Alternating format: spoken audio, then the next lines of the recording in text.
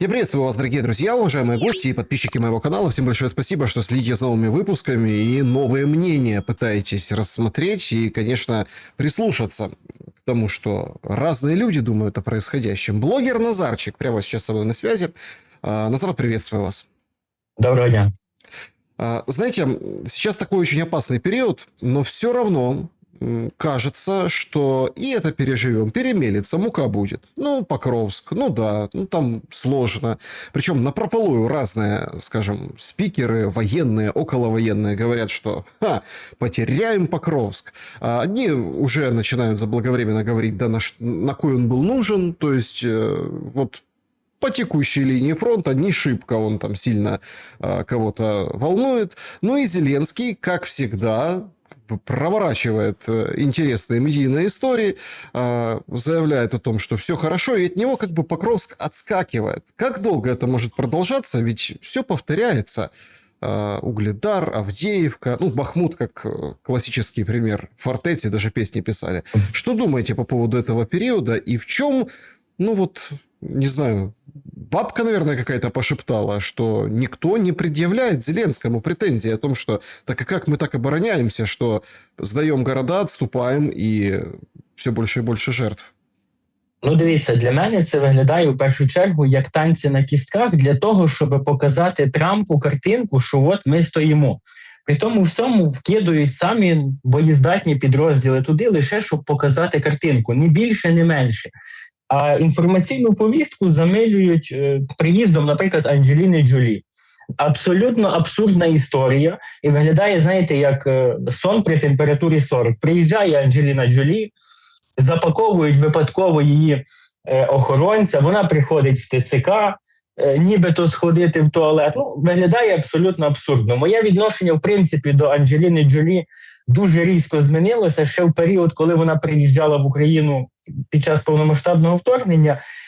І просто, коли виявилося, що це все фінансується програмою USAID, їй заплатили за це, наскільки я не помиляюсь, $20 мільйонів, це дійсно виглядає як танці на кістках. Людина, яка хайпить на війні, яка заробляє на війні, точніше навіть не хайпить, вона зірка світового класу, масштабу.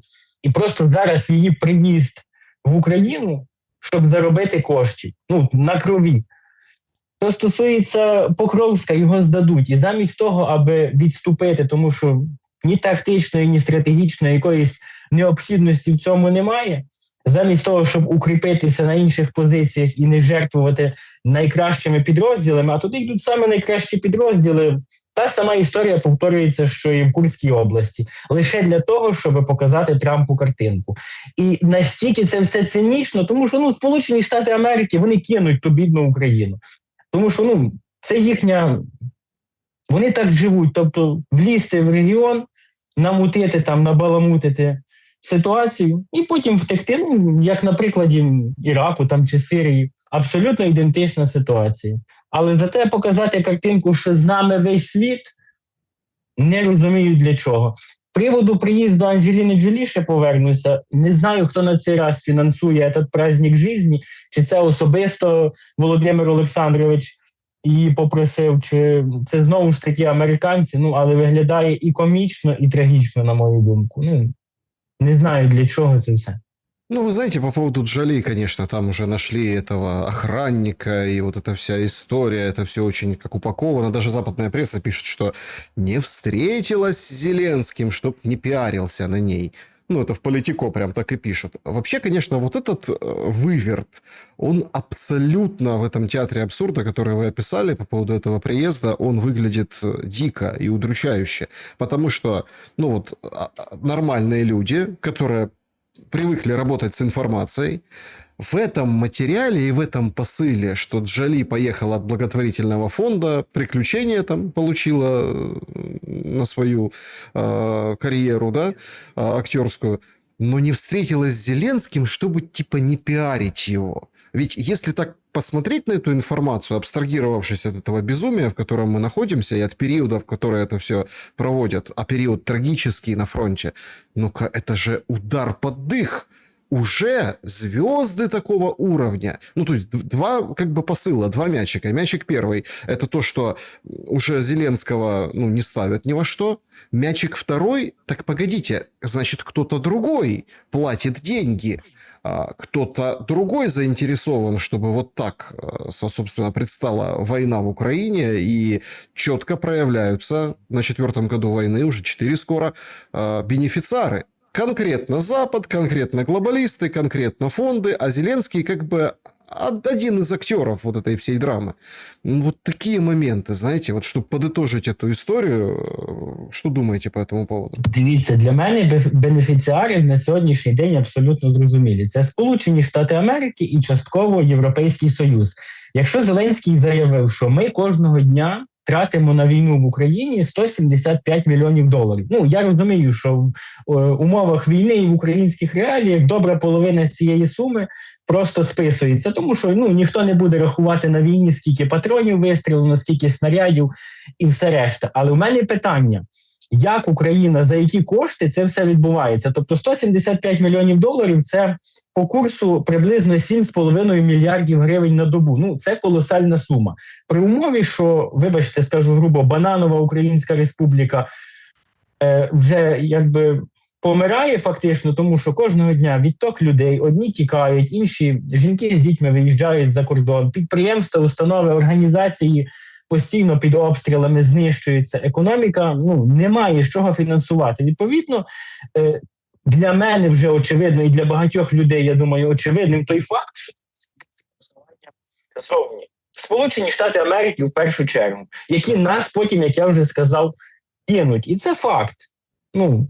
Це абсолютний факт на сьогоднішній день. Нас просто кинуть, але люди не можуть проснутися і готові воювати до останнього. Воювати до останнього – це лозунг, але потрібно домовлятися, тому що вже очевидно, що нас кинуть. Так, а готовы?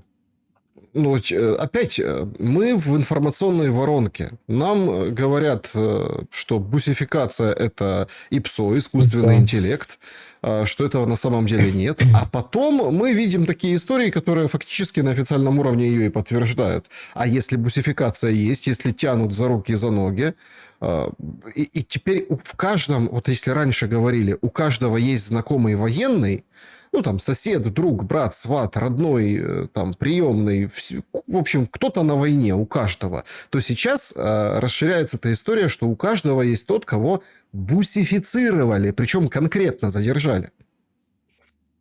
Це ж очевидно. Я сам є жертвою того ІПСО, як вони кажуть, і штучного інтелекту. Мене незаконно бусифікували, і ті, хто зі мною були на полігоні, 99% з них – це ті ж самі бусифіковані. Ті, що умовно, добровільно пішли, це люди, які погрязли в кредитах, в боргах, в аліментах, і вимушені були вже туди йти умовно, добровільно.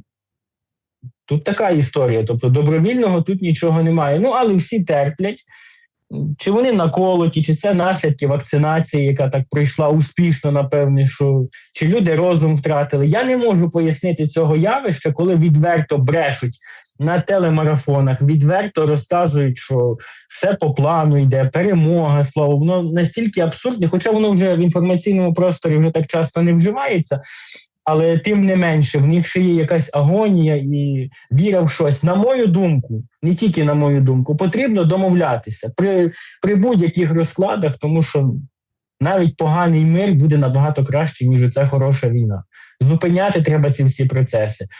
І передумови до того вже є, тому що скоро не буде просто кому воювати.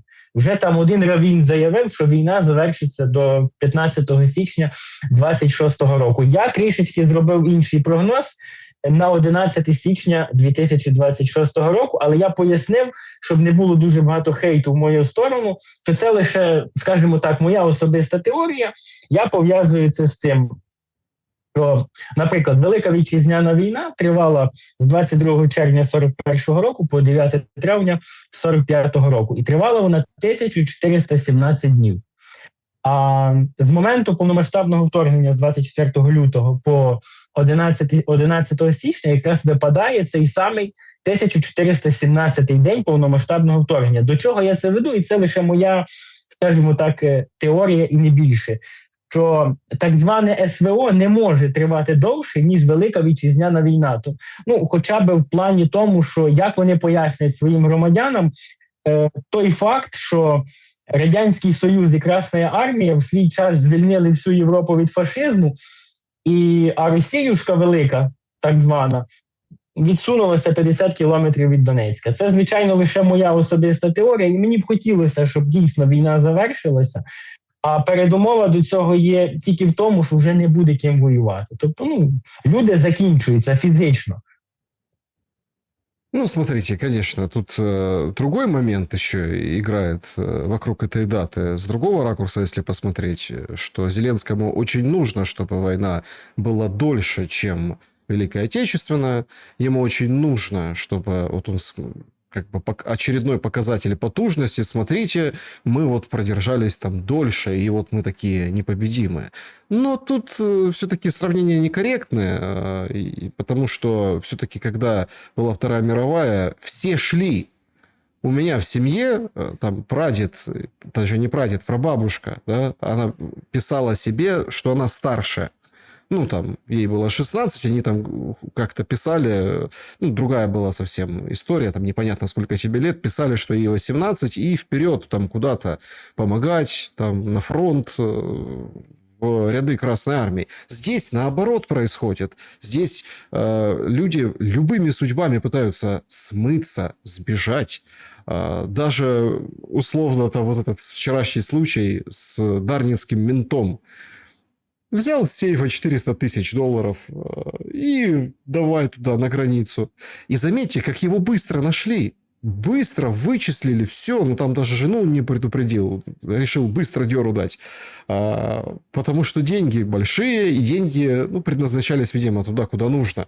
Начальникам этого полицейского. Да? Вообще, конечно, полицейское государство сейчас набирает полные обороты, и, скажем так, масштабы вот этого контроля, они невиданные. Ввиду этого многие говорят, что невозможно уже выступить ни против мобилизации, ни против там цен. Цены поражают всех. Весь ТикТок, вы как известный пользователь ТикТока, уже с какими-то 13-ми, 17-ми заблокированными. 15-й аккаунт, Центр протидії дезінформації зносить ці аккаунти за гроші платників податків, до речі. Вот, и там просто ТикТок украинский разрывается от Вовиной тысячи и от цен, которые они видят в дешевых супермаркетах, недорогих, есть там брендовые какие-то, там, Ля Сельпо, какие-то крутые, а вот в обычных супермаркетах все в шоке. И эта 1000 гривен поддержки выглядит уже как насмешка, если посмотреть на прилавки в украинских магазинах. Но, тем не менее, Зеленский готов воевать 2-3 года. Как-то не б'ється з 11 января 2026 року. Дивіться, ще повертаючись з приводу Великої Вітчизняної війни, тоді було очевидно, хто ворог, і люди розуміли, проти кого воювати. В сьогоднішніх реаліях ми бачимо, що є внутрішніх ворогів багато, є зовнішнє фінансування, яке абсолютно очевидне, тому що будь-який здорово мисляча людина, вона розуміє, що війна йде за чужі гроші, чужою зброєю і явно за чужі інтереси. Бо коли Зеленський в умовах війни підписує угоду про рідкоземельні метали, напевне, в умовах війни за землю потрібно боротися, а не дерибанити її. Підписує столітню угоду з британцями, хоча в таких умовах не зрозуміло, що буде через рік, через два. Вони підписують на 100 років про взаємну співпрацю. А по факту це просто економічна експансія зі сторони Великобританії, тому що там чітко в тому договорі вказано, що це двосторонній договір. Якщо в умовах війни чи виникне якась ситуація, що британцям буде потрібно наша земля, наші ресурси, людський потенціал і все решти, то вони цим скористаються. А Британія, як і надалі, продовжує тільки вже економічну експансію. Ми для них як країна третього світу, як Африка. Що стосується Вовиної тисячі, я на ту тему дуже багато висловлювався, мене та тема дуже зачепила. Це позор. Це величезний позор для держави, тому що 1000 гривень – це $23 або 20 євро.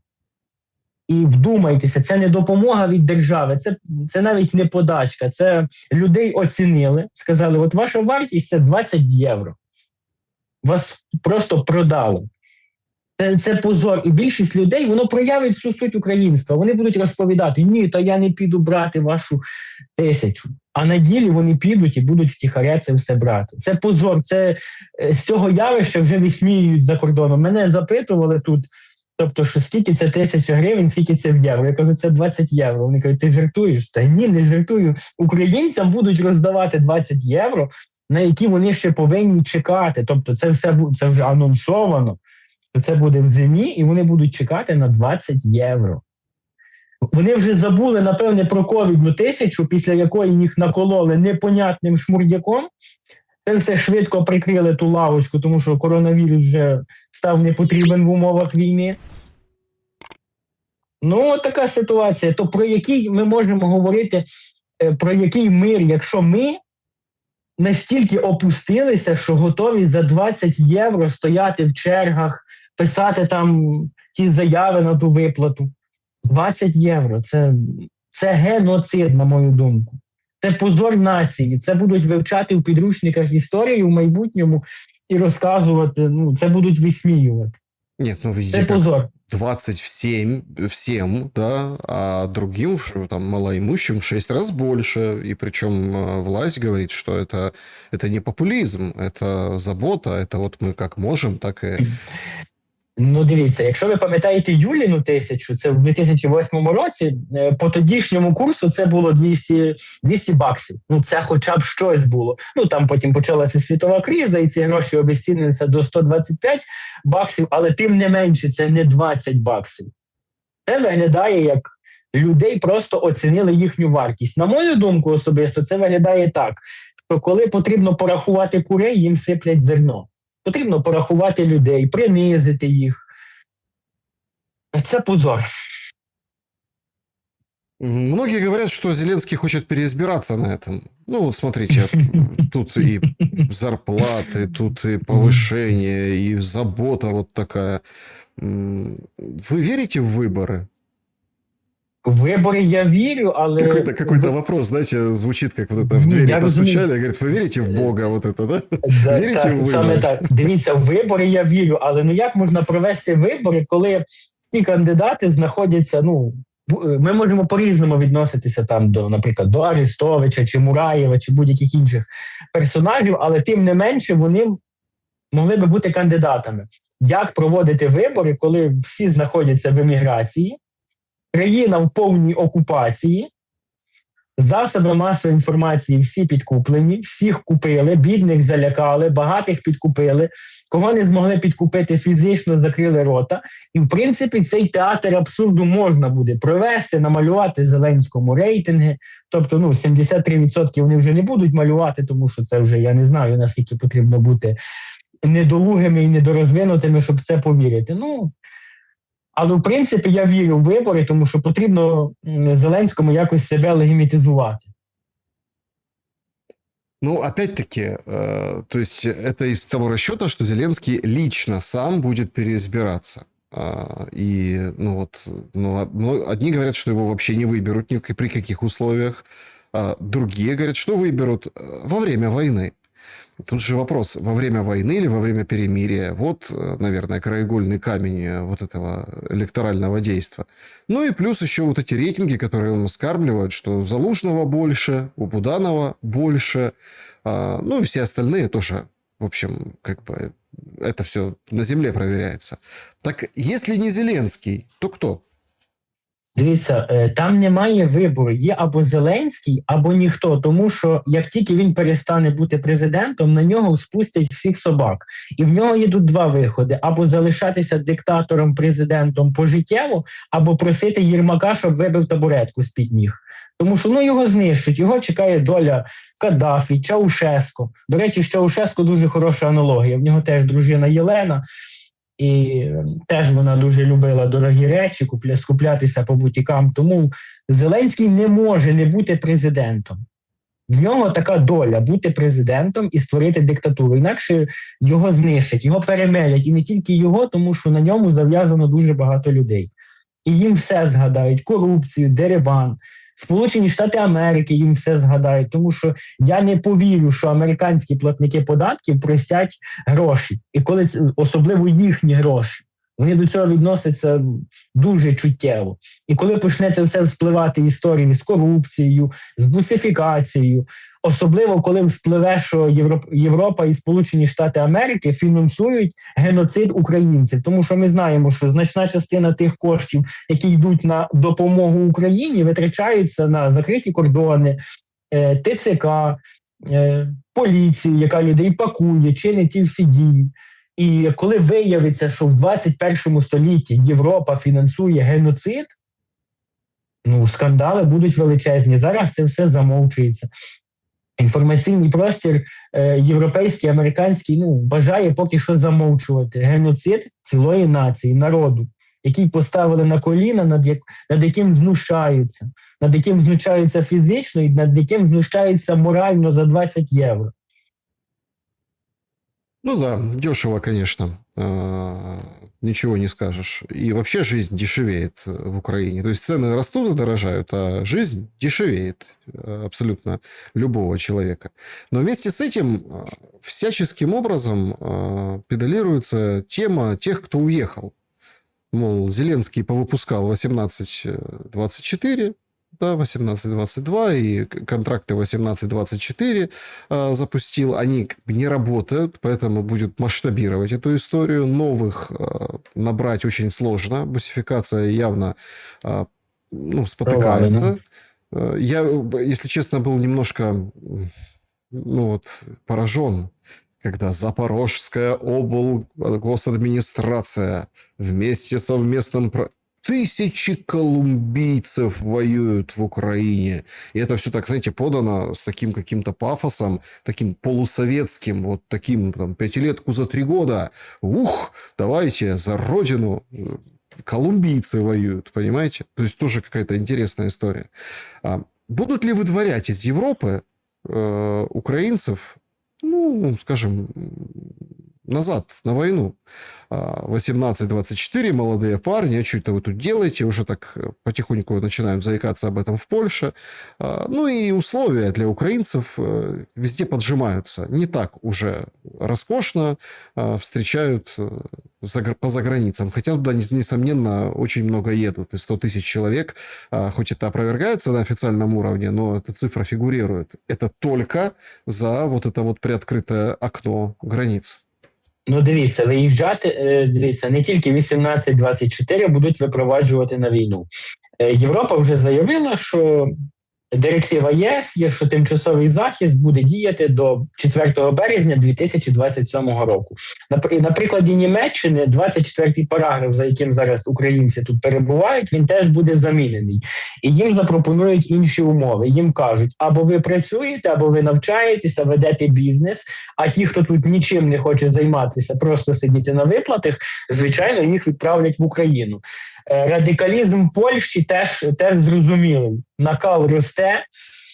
Поляки вже після концерту Макса Коржа відправили, депортували багатьох людей. Ми не знаємо нічого про їхню долю, що з ними відбувається. Я можу лише теоретично уявити, що вони, як тільки вони перетнули український кордон, їх чекали бусики, ТЦК, і зараз вони вже, я думаю, штурмують посадки, беруть штурмом Покровськ.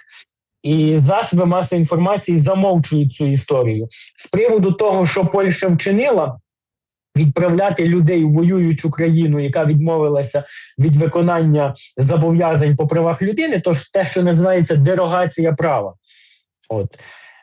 Якщо вони вчинили якесь правопорушення на території Польщі, вони б мали понести покарання на території Польщі. Не відправляти в воюючу країну на убой. Тобто до Польщі теж є дуже багато запитань з того приводу. І будемо надіятися, що інша Європа не буде чинити так само з українцями. Тому що це фактичний геноцид. Зеленський, який всередині України позбавив їх юридичного статусу, закон 1616, що вони не є корінними народами. І ті всі моменти в сукупності показує лише те, що весь світ чинить проти України, українців, геноцид в 21 столітті. Якщо взяти сукупність тих факторів і те, що відбувається. Чего весь мир? Вот, например, Лукашенко всех позвал в Украину. Интересный ход. Он открывал мост через речку Припять и, в общем, толканул речку, говорит, украинцы, давайте к нам, здесь вот мы дадим образование, медицину, в общем, все там, давайте к нам. Одни называют это достаточно сильным ходом, другие несколько запоздалым, потому что все-таки, как ни крути, но война слишком долго идет, и, понятно, у всех перед глазами вот эта граница, да, между Белоруссией и Украиной, где вот там то из рупоров включали какие-то песни, плакаты вывешивали, вот демонстрировали, да, друг другу какие-то вещи. Там с той стороны звучали советские песни, с этой стороны какая-то другая история, то есть его там матюкались, это все как бы мы помним, но при всей напряженности граница, конечно, стабильная, защищается, укреплена, но она непроходима. Так куда зовет українців Лукашенко? Ну, дивіться, заява Лукашенка, можливо, з запізненням, але фактично він показував і раніше, що він готовий приймати людей. Багато людей приїхало в Білорусь, тому що багато людей до мене заходило на ефір, розповідали, що вони живуть в Білорусі, їм дали роботу, вони працюють, живуть, перевезли свої сім'ї. Те, що прямого сполучення між Україною і Білоруссю, звичайно, немає на сьогоднішній момент. Так завжди були обхідні шляхи, завжди корупція рулить обхідними шляхами через Польщу, через інші країни, через окуповані території України в Білорусь можуть заїхати, через Росію. Це ж загальновідомі факти на сьогоднішній момент. Білорусь приймає. Що стосується Лукашенка, його рейтинги ростуть. Якщо його висміювали ще в році 2020-му, то зараз Лукашенко дійсно показує, що він переживає за свою країну, він дійсно не хоче, щоб повторився український сценарій на території Білорусі. Зараз вже нема тої зневаги до Лукашенка і того висміювання. З ним Трамп вже починає спілкуватися, і всі вже розуміють, все стає на свої місця поступово. Лукашенко дійсно показав, що він лідер для свого народу, і навіть оцей челендж, який був на Новий рік, коли дякуємо Лукашенку за те, що ми чуємо постріли лише салютів, а не від війни. Тому, в принципі, до Лукашенка міняється ставлення. Для свого народу він дійсно лідер, на мою думку. Так а для украинцев, смотрите, тут же тоже такой момент. Для украинцев очень важно понимать, с одной стороны, это, конечно, слишком много накручивали пропаганды, и говорит, вот Лукашенко пропустил через нашу территорию, да, скажем, через территорию Беларуси на нашу территорию украинскую. Но с другой стороны, вроде как, если люди не хотят в Европу, потому что многие в Европе хлебнули, давайте будем откровенны, по полной программе и абсолютно поняли разницу, да, Нет, есть такие истории, что человек таких денег никогда в жизни не видел, которые ему просто дают на пособие, и таких много историй, но в плане какой-то, не знаю, записаться к врачу, поменять зимнюю на летнюю резину, вот эти такие бытовые моменты. Дуже багато моментів, дуже. То есть люди как-то немножко начали ценить то, что было в Украине. В Россию они не поедут, по многим причинам, потому что, не поедут. Но в Беларусь неплохая альтернатива, потому что языкового барьера нет, в принципе. Вроде как с Беларусью не воюем, хоть она и союзное государство. Скажите, вот все-таки, когда все станет на свои места в Украине? Дивіться, з приводу європейських цінностей, те, що українці хлібнули і подивилися, що ті гроші не вартують тих проблем, які доставляє Європа, мовні бар'єри, їхня медицина, їхня культура в цілому. Тобто, для багатьох українців умови не найкращі. Вони очікували, що Європа – це Європа, а Європа виявилася в найгіршому своєму прояві. І, звичайно, так, їдуть до Білорусі, де немає мовного бар'єру, де ми ментально ближчі. Звичайно, їдуть. Коли в Україні налагодиться, та я думаю, вже не налагодиться. Я песиміст в тому плані. Дивіться, кожного року, якщо взяти статистику, не народжується 90 тисяч дітей. Якщо взяти цифри до повномасштабного вторгнення і тепер, уявіть собі цю демографічну кризу, ми ще відчуваємо наслідки Великої Вітчизняної війни, Другої світової війни по народжуваності. А уявіть зараз, коли чоловіче населення знищують на війні, жінки з дітьми виїжджають за кордон, і переважна більшість виїжджає назавжди, асимілюються там. Ті українці малі, які приїхали туди, вони вже не будуть вважати себе українцями. Ті, які там народяться, теж вже будуть не українцями. Нас чекає в майбутньому наслідки післявоєнні, які, на мою думку, на перспективу набагато гірші, ніж сама війна. Тому що де люди, величезна територія, потрібні люди. Україна ніяк не стимулює до народжуваності. І тут тих самих платить 20 євро, навіть менше, скільки зараз виплати на дитину, 860 євро. Держава, яка знущається над своїм власним народом. Оці смішні виплати, незрозумілість, що нас чекає в майбутньому, ніяких перспектив. Зрозумілість лише в тому, що буде дерибан післявоєнний, будуть гроші на цьому всьому відмивати, на відбудові, скандали і все решта. Нічого доброго не чекає. Корупція, смертність, дерибан. Україна в найгірших проявах. Якщо не прийде достойний лідер, який запустить хороші економічні реформи, що мало ймовірно, буде військова диктатура. Подивіться, що зараз військові вже заявляють, відкрито погрожують цивільним. Кажуть, ми прийдемо після війни, будемо чинити над вами розправи, ми заберемо у вас майно. Подивіться на ці законопроекти, коли зараз ті, хто в СЗЧ, пропонують позбавляти майна. Люди, які виїхали, які не можуть це оскаржити в судах. Навіть якщо б вони були на території України, суди проплачені, корумповані, система прогнила. Тут не питання, що потрібно міняти Зеленського, потрібно міняти кардинально у систему. Щоб врятувати на сьогоднішній момент те, що залишилося, потрібно в першу чергу переговори з Росією, потрібно зберегти життя людей. І потрібні реформи, потрібні люди, які прийдуть до влади, юристи, економісти, спеціалісти, кожен в своїй галузі. Не військові. Не маю нічого проти військових, але в нормальній демократичній країні військові – це лише інструмент в руках розумних політиків. Розумних політиків немає. Військова диктатура призведе до того, що нам Зеленський буде здаватися просто демократом на фоні того, що може прийти. Зараз вже заявляють про жіночу мобілізацію, вони вже всерйоз в комітетах розглядають, мотивуються тим, що Ізраїль – воююча країна, там жінки підлягають службі. Це просто геноцид. Смотрите, тут тоже такой момент. Единственная сила, которая может повлиять и каким-то образом скорректировать, да, поведение Зеленского, я не буду говорить выдворить, там еще чего-нибудь там выгнать, но это военное, это об этом говорят все. Но других таких сил нет. Сейчас выходит Орбан, у него встреча сегодня с Трампом, там часовые пояса, пятница, да, мы с вами говорим в пятницу, там немножко пятница, в наших широтах она будет позже, имеется в виду американская, и у него встреча. И Wall Street Journal пишет, что и другие средства массовой информации там передают, что, в общем, 1-2 вопроса, если бы решили Путин и Трамп, то встреча в Будапеште могла бы состояться. Значит, в американско-российских переговорах есть 1-2 неурегулированных вопроса. Если они будут решены, в течение нескольких дней может состояться мирный саммит в Будапеште. Новость, конечно, громкая, потому что это понятно. Там Орбану нужно, чтобы эта встреча... Если эта встреча пройдет в Будапеште, это, конечно, это другой уровень политики. Однако, какие эти 1-2 вопроса? В общем-то, Орбан молчит, держит интригу. Пофантазируем, что это может быть.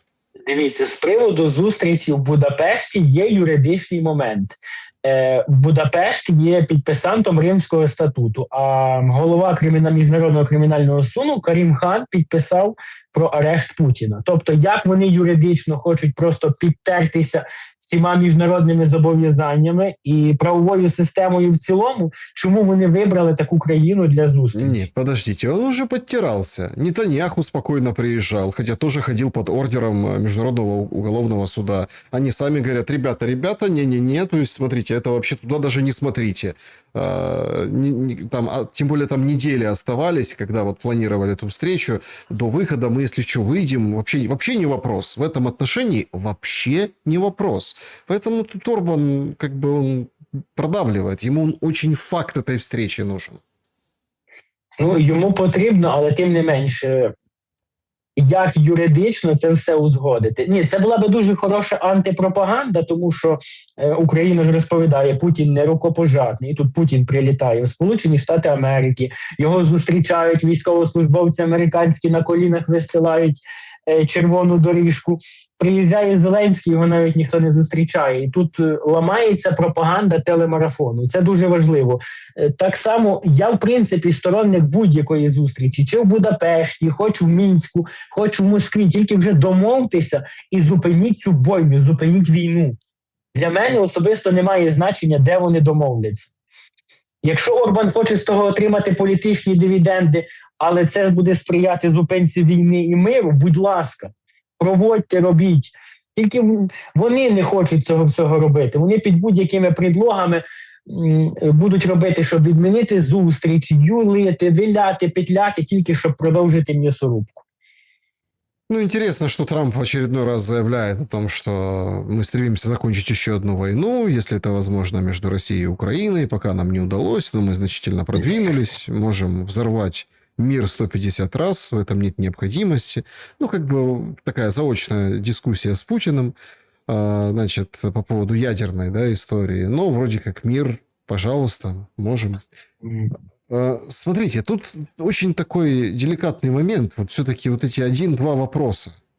Всегда это был ядерный вопрос. Сейчас мы видим Я думаю, це питання санкцій. Я думаю, це питання зняття санкцій з Росії. Частини санкцій, таких найбільш відчутних. Я думаю, що в нафтовій, видобувній сфері і авіасфері, такі сфери, які найбільш чутливі для Росії, які вони ще не можуть замістити.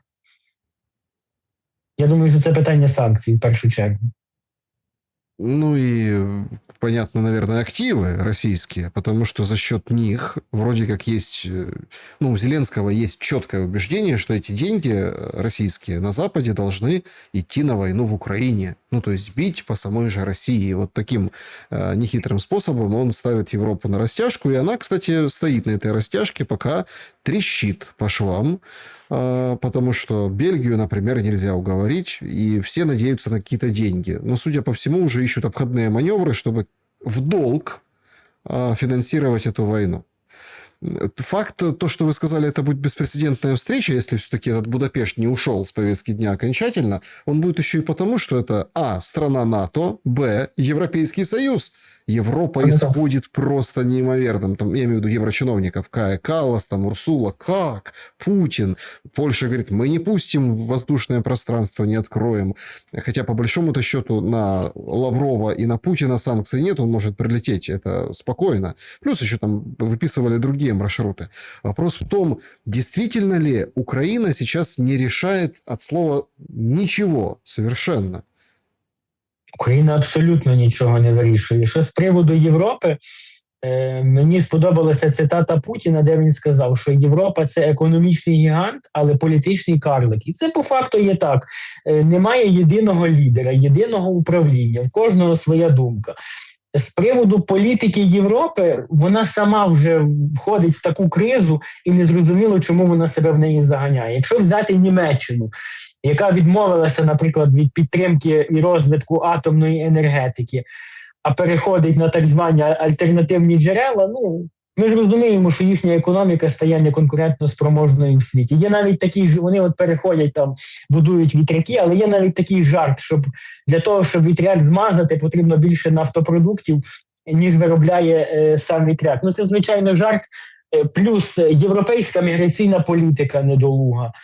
І очевидний факт, хто на цьому заробляє. Є заміщення дешевих російських енергоресурсів на дорогі американські, які тяжче доставляти, які значно дорожчі і роблять європейську економіку неконкурентно спроможною.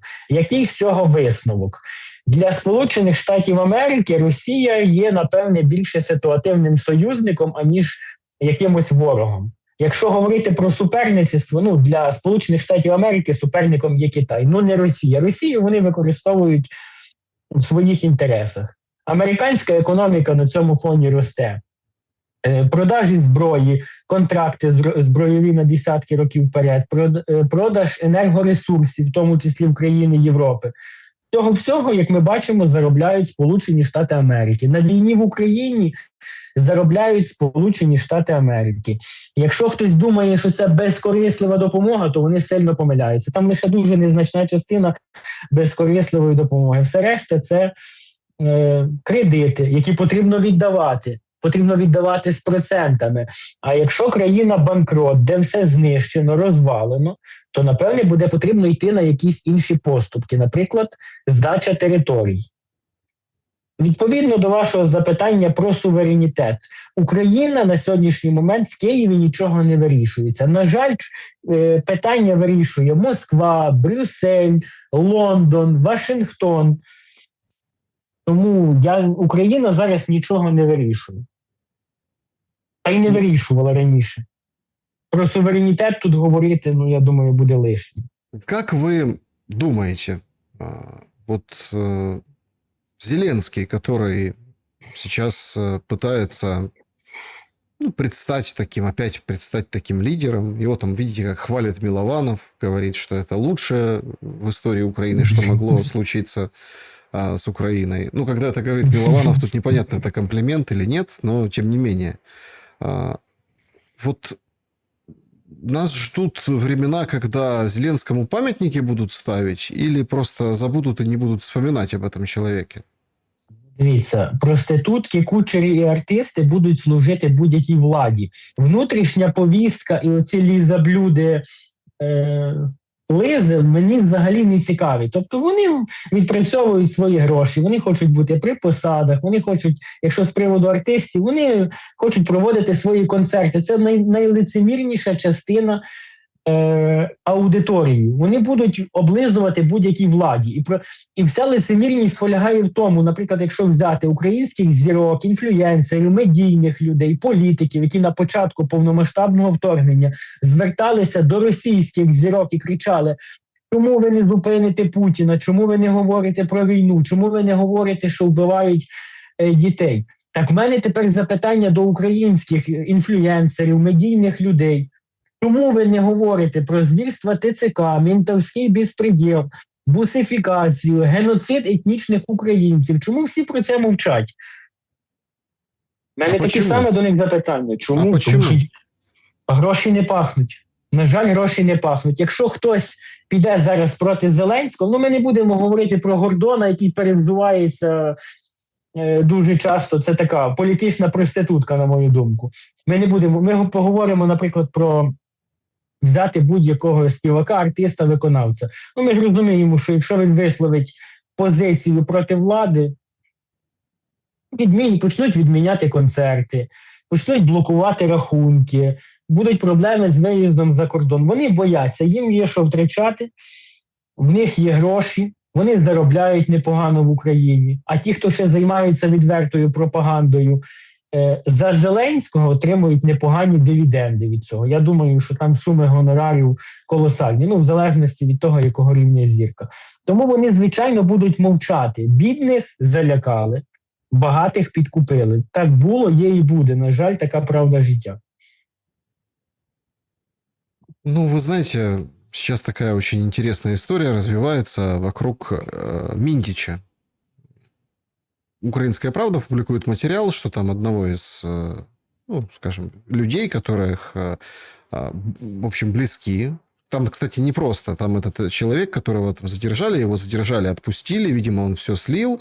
ФБР занимается сейчас Минтичем. Этот человек, он был в Буризме, вот той преснопамятной еще Хантер Байден, да, вот там был операционным финансовым директором, поэтому, в общем, там непонятно, это за Зеленским пришли или все-таки за кланом Байденов, да, потому что у Трампа такая непростая ситуация с шатдаунами, внутриполитическая, ему, конечно, бы хорошо бы или закончить войну в Украине, или, например, там какой-нибудь разгром демократов устроить, в общем, побороться на этом поле. То есть что-то подобное готовится. Но, в общем, сенсационно говорят, что Минтич, так сказать, под колпаком у ФБР. Это вот После вчерашней публикации в «Украинской правде» все говорят.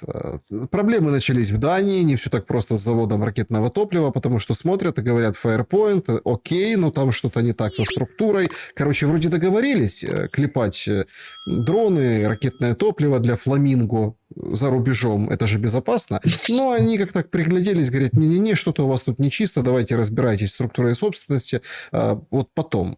Миндич – это, как и Шефир, совладельца «Квартала 95». «Квартал 95» в лучших своих традициях сейчас, в общем, тулит такую, ну, в общем, жестит. Недавно сделали сценку на Гончаренко. Гончаренко записывает вот эти пародии на потужні звернення, ну, ежедневное обращение Зеленского, разговор с телефоном. И кажется, что вот что-то подобие какой-то оппозиции какой-то есть в Україні. Ні, абсолютно ні. Що думаєте по поводу опозиції? Дивіться, будь-який корупційний скандал на будь-якому рівні, він внутрішню аудиторію не сколихне, тому що people схаває. В українській аудиторії не буде ніяких спротивів. Ну, картонну революцію ми не беремо в рахунок, тому що вона проплачена. Терпіли ніколи не вийдуть. Тут більше питання до Трампа, чому він не використає цю історію, щоб, скажімо так, добити Зеленського, дискредитувати його. Тому не піднімаються це питання на міжнародну публіку, тому що внутрішня аудиторія схаває все.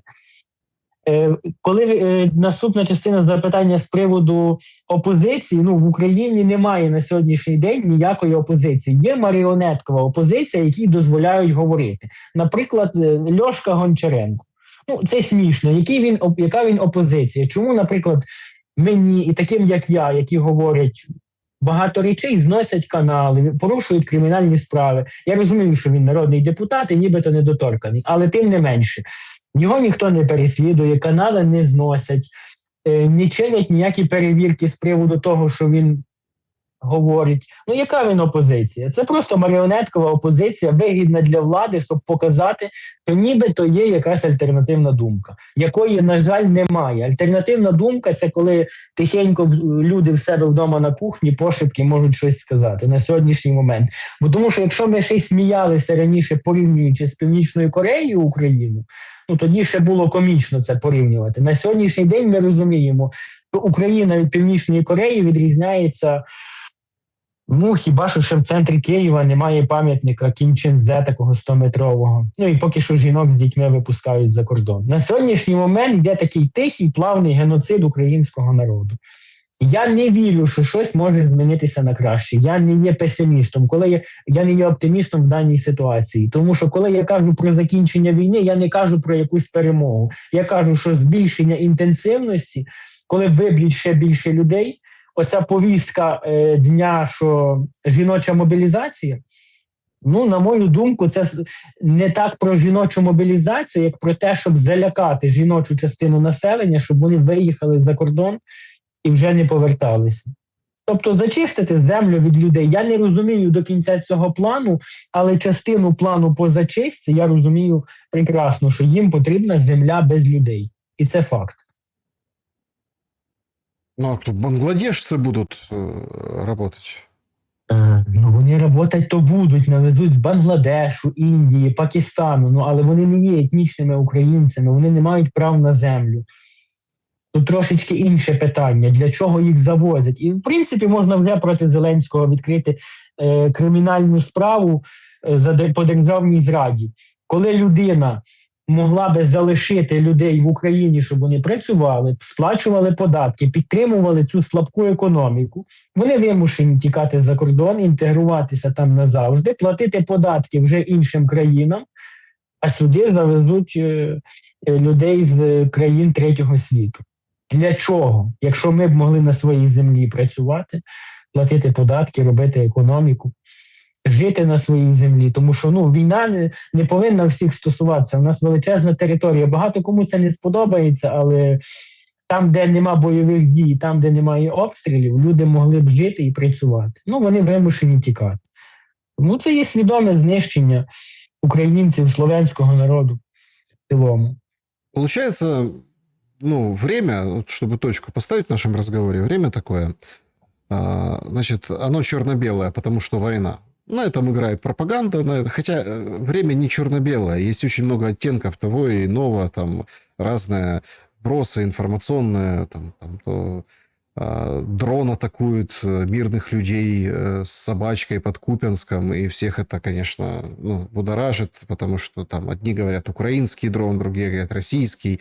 Правда-то есть, понимаете, ее-то знают, ее вычислить легко, но, понятное дело, никто не скажет, это маркировка свой-чужой на черное-белое. Получается, альтер, ну, как другая сторона, да, вот альтернатива, это вот многие высказываются, да, что, ну, значит, украинцы могут нормально жить, существовать, работать, строить мирную жизнь, получается, вот или под Россией, или под, ну, там, Западом, условно, да, Европа и так далее. И вот мы сейчас как бы боремся, чтобы под Европой жить и работать, да, под западной пятой, а не под российской. И начинают сравнивать, а где лучше там, под Западом или под Россией? Вот если вот взять и поставить вам выбор, да, например, да, или вот как бы вы характеризовали вот этот выбор, или туда, или туда? Я скажу так: ні туди, ні туди. Я живу в Європі і бачу, яка вона зі середини. З приводу Росії я ніколи не був проросійським і не підтримував ніякі наративи. Взяти просту банальну історію. Співачка Наоко, яка співала в Санкт-Петербурзі, яку арештували на 13 діб, потім ще раз на 13 діб за нібито антивоєнні пісні і нібито збором мітингу. Хоча антивоєнної риторики в цих піснях не було, там ніде не згадується, що російсько-українська війна там теж ніде не згадується. Я би не хотів жити при такій системі, де відсутня свобода слова, де не можна говорити. І європейська система для мене теж чужда, тому що, ну, воно мені чуже. Я б хотів, щоб нарешті українець став господарем на своїй землі, щоб Україна процвітала, була хоча б відносно незалежною, дружила зі всім світом, працювала, ростила дітей, і щоб там все було добре. Щоб українці проснулися, ну, я б не хотів стати частиною ні тої, ні іншої системи. Блогер Назарчик был моим собеседником сегодня. Спасибо за время и мысли. Друзья, благодарю, что посмотрели это видео. Напишите в комментариях, что думаете вы. Берегите себя и друг друга, добра и света.